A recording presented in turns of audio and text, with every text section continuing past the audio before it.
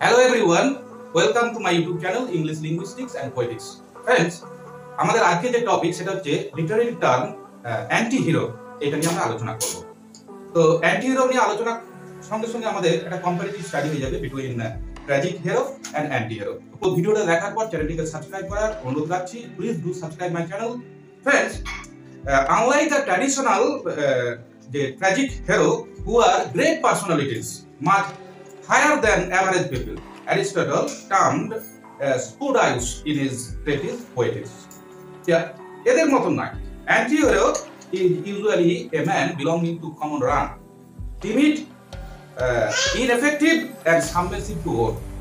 এই হচ্ছে anti-hero quality. Tragic hero হচ্ছে people higher than the great personalities, higher than the average people. Aristotle said a term দিয়েছেন তার Poetics A Spurius.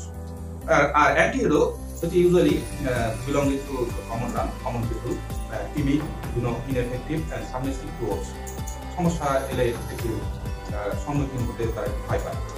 He is devoid of, an anti-hero is devoid of all heroic qualities, like valor, magnanimity, defiance, কোনো কিছুকে উড়িয়ে দেওয়া, an unthinking mind, daunting courage থাকে তাদের মধ্যে। Example দিলে আমাদের anti-hero জিনিসটা কি সেটা পরিষ্কার হয়ে যাবে।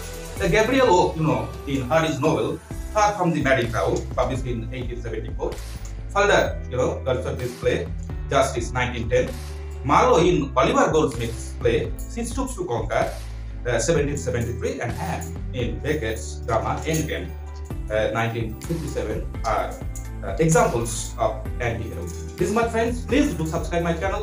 Thank you.